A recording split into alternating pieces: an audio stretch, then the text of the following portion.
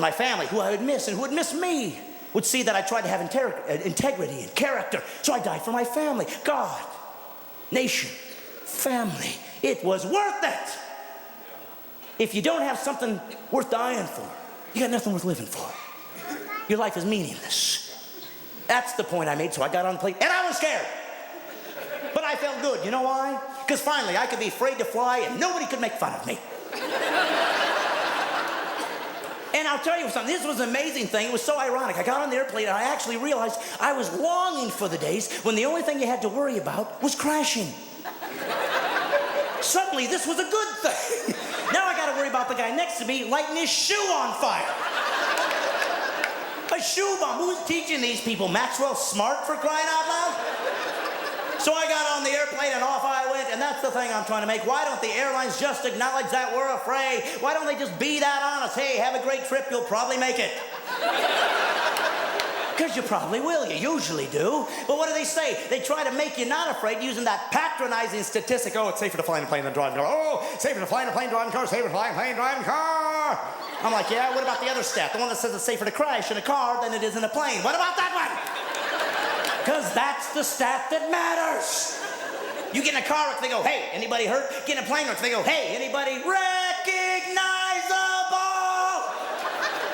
Car wreck, you're a vegetable. Plane wreck, you're a mineral. Isn't that sweet? That's good news. Let me be afraid. They're such hypocrites. They tell you not to be afraid to crash. What's the first thing they teach you on an airplane? How to crash. They actually tell you to put your hands over your head like this is going to keep you from blowing up. Does it work that well? Because if so, I'm using it every time I'm in danger. Give me your money, I'll shoot you. No, I'm doing this thing. And some people live. Some people crash and live. Why? You think they're the ones that remembered to do this move? That must blow them away when it works. We're going down.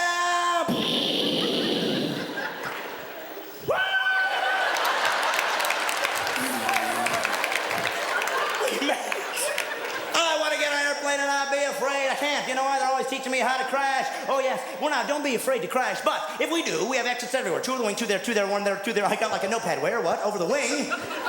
That's what came off, probably. And they think you've got to be so rational in an emergency. Yes, if the plane crashes, we're all going to go out of this 3x3 door. No, let's be honest. If the plane goes down, we're going out of the area of the plane that isn't there anymore.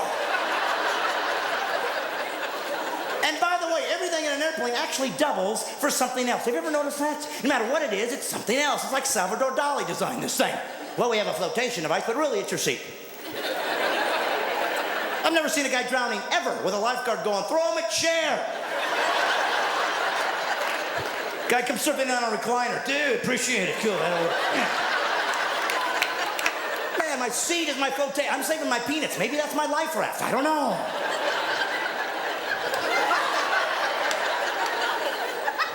Teach you how rational we're all going to be in case of danger. And then they have the audacity to teach you how to buckle your seatbelt because it's so complicated. Anybody out here can't work a seatbelt? Kill yourself. You are a burden on society. Cry it out loud. If you get on an airplane in the year 2003 and don't know how to work your seatbelt, put a helmet on. Cry it out loud. So I got on the airplane and I flew and I've made it this far and I'm going to keep going because I believe in my country and I believe in the freedom it entails. And thank God I've made it so far. And I do thank God. I'm a theist. I do believe that there is an intelligent designer. I do believe there's purpose and value in life. And I bring up God a lot in my show. You know why? Because I miss him. I miss God in my country.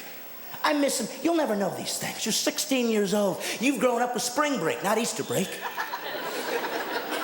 You grew up with winter break, not Christmas. You don't know what I'm talking about. That's the world you got.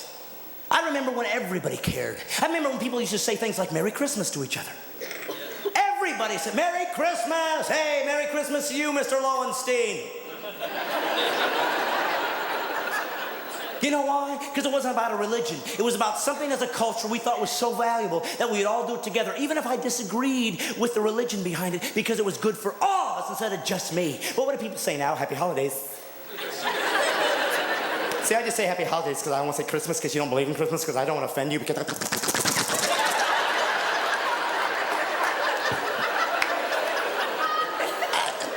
amazing. This overuse of the word offensive is driving me out of my mind. I mean, excuse me, sir, which part is more offensive, the peace on earth or the goodwill towards men rhetoric?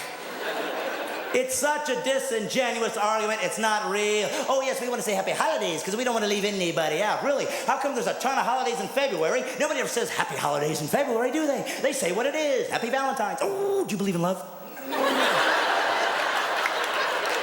They don't care. Happy Valentine's is fine. Happy Hanukkah is fine. You see, that's what it's all about. In December, we've got two religious holidays, one cultural holiday, and one holiday that I'm not sure what it is, Boxing Day. Ever seen that? December 26th, Boxing Day. What does it mean? Nobody knows. Apparently, it's the day after Christmas. It must be all the fights we get in returning the junk we got the night before. Yeah, I'd like to return the fruitcake. We don't take it. Happy Boxing Day. But nobody wants to say Christmas, everything else but Christmas. Why? I know why. You do too. It's because it's got Christ in it, and after 2,000 years, he's still intimidating people. You see, when a religious person says, I'm the way, people don't want to hear it. They don't, and I want to say it to the rafters. I've even seen Christian people not say Merry Christmas. There are people in China right now, Christians, who are in jail because they had a page of the Bible. And Christians in this country won't even say Merry Christmas. It amazes me, the cowardice. That's the price you pay when you're rich and safe. Airline industry still hasn't recovered. You know why? People aren't getting on planes. They're afraid. Think of that. We have traded safety and comfort for freedom. We're going to lose this country if we talk like that. I say you got to say Merry Christmas because it is. You don't believe in it? Fine. But I have a flash for you. Christianity happens to be the religious heritage of my country, whether you like it or not. Christianity happened to be the belief system of 99.9% of the founding fathers, whether you like it or not. Every single founding father said that the Bible would be used as the fulcrum for the laws and ethics in this country, whether you like it or not. And they said it should be taught in school so kids would know where their ethics come from. So if you're not a Christian or you don't like it and you don't want Christmas celebrated, God bless you. But let me tell you something. If you think you're going to stop me from saying it because it offends you, hey, I got a flash for you. Put a helmet on. It's my country too.